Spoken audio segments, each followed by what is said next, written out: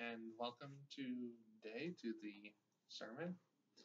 To start off, I want to tell a little story. Ron, you see, he had a little bit of a problem. His problem was he had just been asked to lead a small church in a big, populated, important city. And this church, to start off with, didn't have a whole lot of people. It had a small group of women who had been involved since they were little kids. And then one family who, up until a few months ago, just didn't believe at all and are that new to the faith. But he decided he was going to do his best anyway. He was going to grit his teeth, pray his way through, do his best, and see what God does. And surprise, surprise, the church was blessed. It started to grow. And before long, Ron had a completely new set of problems. Because now his church had gotten so big, he couldn't keep enough trained leaders in charge, he couldn't keep everything organized, and it was creating issues for the church. But just like before when he was small, he decided, I'm going to do my best, pray my way through, and see what God does.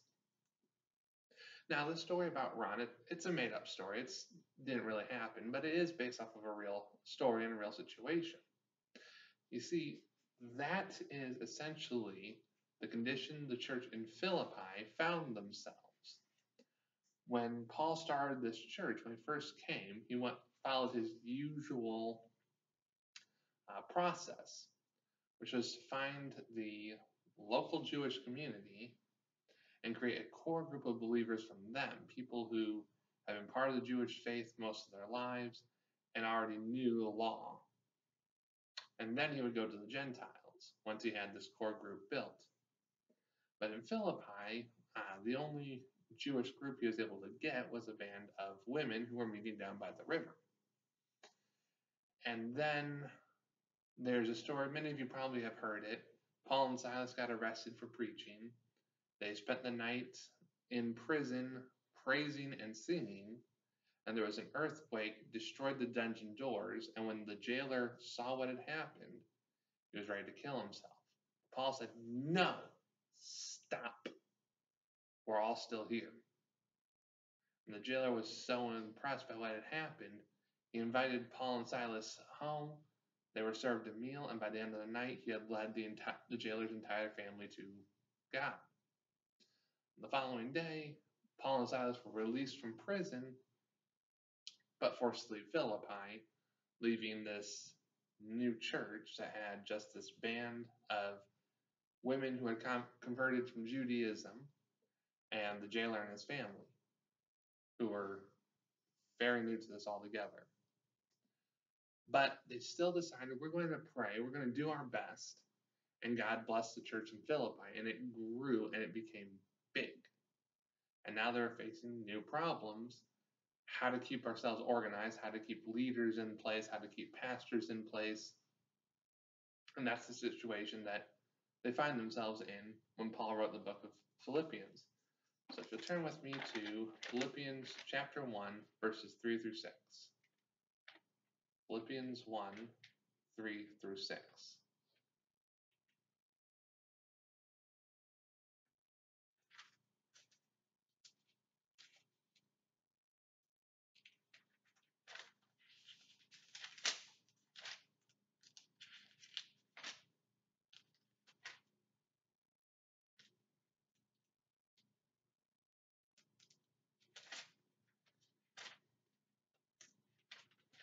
All right.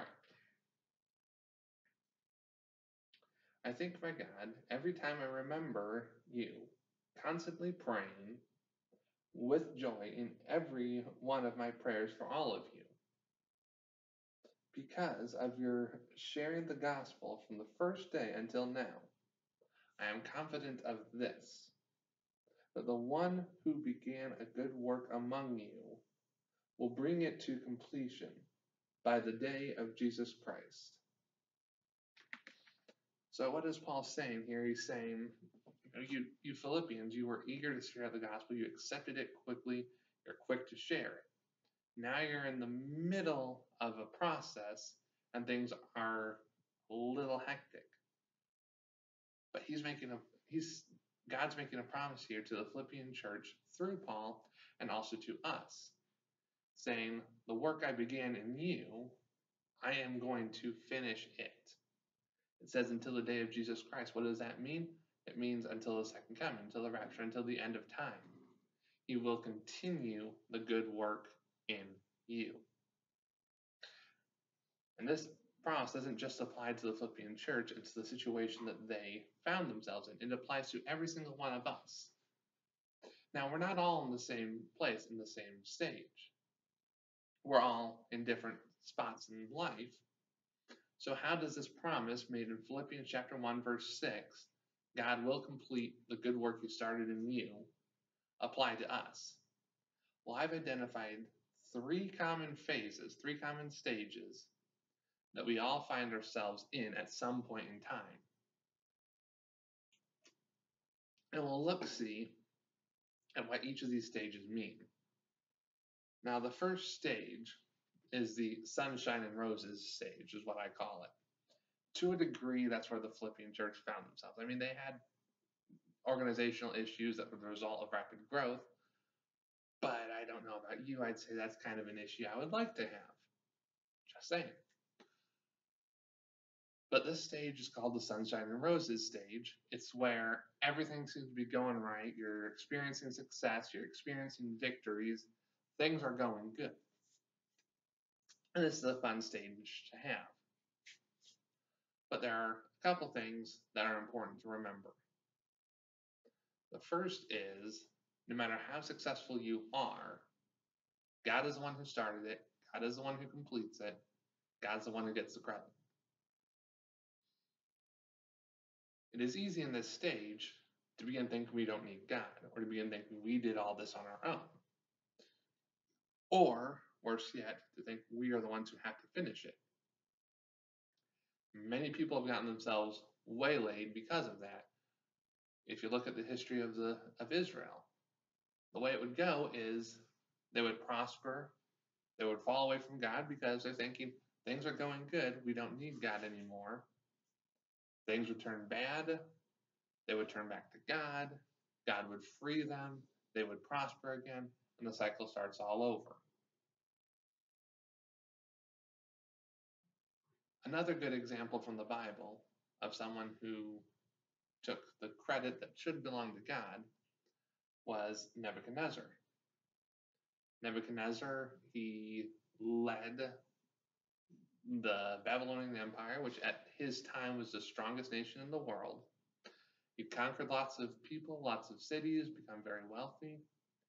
And the Bible says one day he was out on his palace saying to himself, wow, look at all this stuff I've done, all I've built, all I've accomplished. And the Bible says that when that happened, God said, you fool, you haven't accomplished anything except what I ordained for you to accomplish. This has all been me. So I'm going to prove to you I'm the one in control. And for 7 years, you'll be living with the wild animals. Later that same day, the Bible says there was a coup in Babylon. Nebuchadnezzar was forced to leave the city, and for 7 years, he lived among the animals, to such an extent that when the people decided we want Nebuchadnezzar back, and they went and found him, his hair was so long, his fingernails were so long, you could hardly even tell he was human anymore. The second thing that's important to remember is, even though this stage is nice, it can be overwhelming. Man, why would it be overwhelming? I mean, this is pretty good stuff. You're succeeding, you're having victory. The Bible says, to whom much is given, much will be required. If God is blessing you, He intends to see that blessing used, and used well. Again, remember, it is God who will complete the work, but we still need to be His servants. This reality is probably the reason for the lottery curse. If you haven't heard about it, almost everyone who's ever won the lottery within 5 years, dead or bankrupt. It's because Success brings responsibility. And if we're not prepared for that responsibility, it will destroy us. That's why the sunshine and roses phase can be overwhelming. That's why it was overwhelming for the Philippian church, because this growth, this blessing, brought with it certain responsibilities, and they were having difficulty meeting up to those responsibilities, and they had to rely on God to provide what they needed to meet those responsibilities. So maybe you're saying, okay, that's great for them, but my life is not that good. I'm not experiencing success. I am not experiencing victory. Quite frankly, my life stinks right now. So you're probably in the second stage, the gray skies stage, the stage where everything seems to be falling apart. Things aren't really working very well. You seem to be failing at everything. But the Bible said this promise, though, that God will complete the good work He has for you, is still in place. The Bible makes several promises. It says in Jeremiah, it says, "For I know the plans I have for you, declares the Lord, plans to prosper you and not to harm you, plans to give you a hope and a future." And then it also says in the 23rd Psalm, "Even though I walk through the valley of the shadow of death, I will fear no evil, for you are with me. Your rod and your staff, they comfort me." So, what does that mean? That means, yeah, we're going through hard times. Everyone goes through hard times eventually. If you're not going through hard times now, you will later on down the road. If you are going through hard times, don't worry. God promises He's still with you, and He still has plans for you, and He's still working out some kind of good.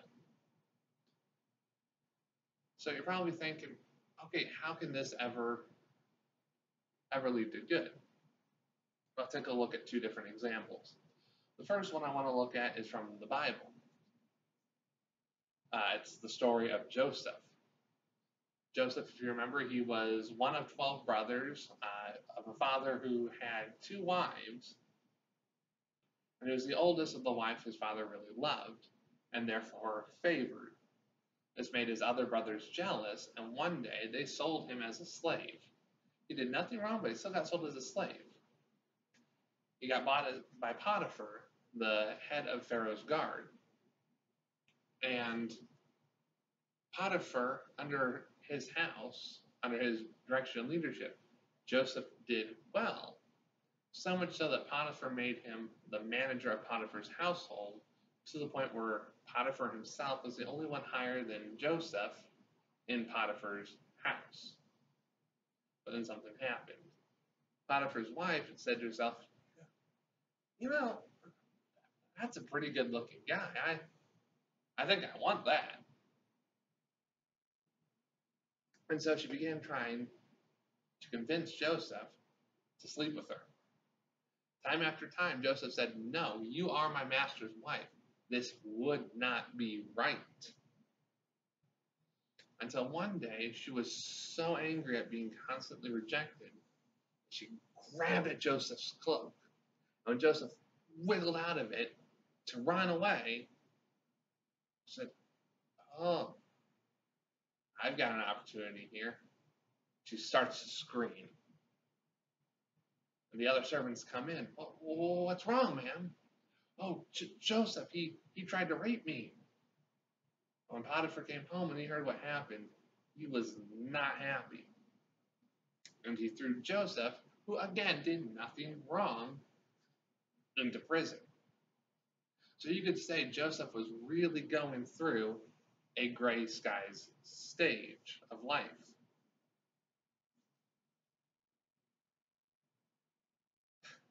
But God did not leave him there. You see, God was already working on a good plan for Joseph's life.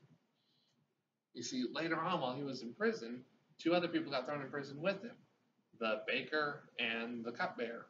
They both had dreams. Joseph interpreted them, said, "Baker, in 3 days you're going to be executed. Cupbearer, in 3 days you're going to have your position restored." And it happened just as he said. 3 days later, Baker, cupbearer, back to his position. And then, sometime later, Pharaoh had a dream that really disturbed him. And the cupbearer remembered, oh yeah, you got this guy over here in the prison. He can interpret dreams. He can tell you what that dream means. So he summons Joseph. Joseph interprets the dream and tells him, look, you're going to have 7 years of prosper and plenty, followed by 7 years of severe famine. So here's my suggestion. For those 7 years of plenty, collect 1/5 of every harvest, store it up. So that when those 7 years of famine come, you have enough. And Joseph, through this, became the second highest ruler in all of Egypt and was in a position to save his own family and eventually the Jewish people from being wiped out by this famine. So, what if maybe a Bible story isn't enough for you? Maybe that seems a little distant, a little impersonal. Why don't you take a story from my own life? When I first moved out to Marion, I was in between schools and I got a job at a Marsh store.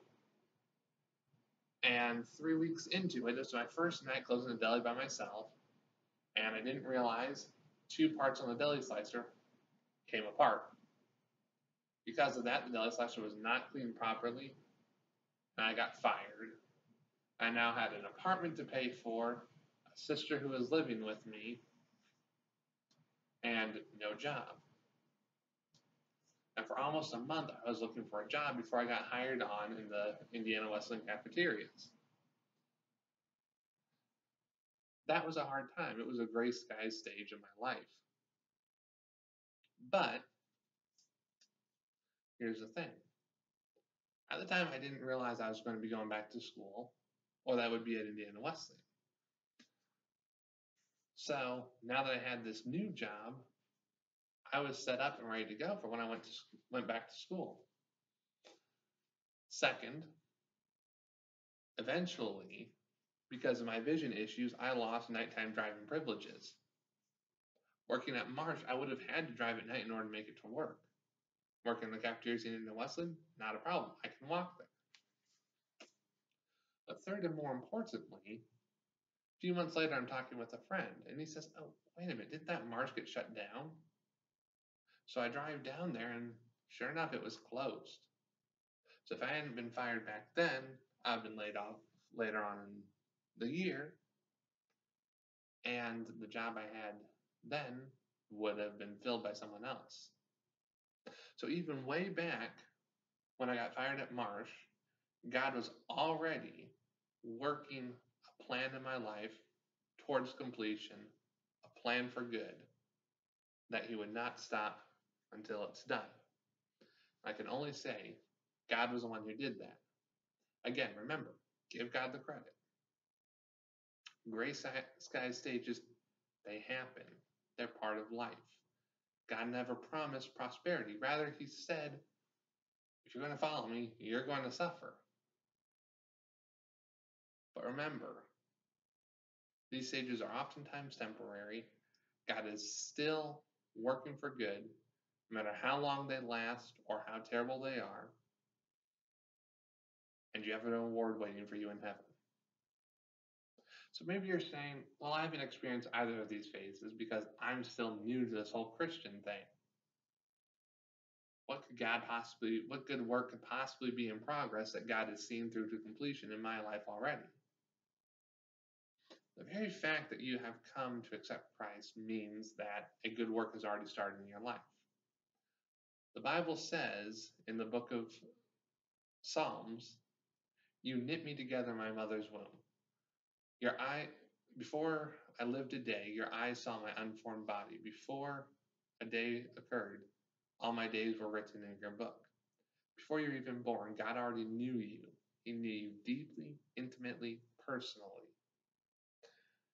Furthermore, before you ever even came to accept Christ, God was already calling you. He was already going out and looking for that lost sheep from the 100, the one who had strayed. Before you made that choice, he was already looking for you. And if he's already looking for you, that means he's already working in your life. So, different ones of us are in different phases, yes.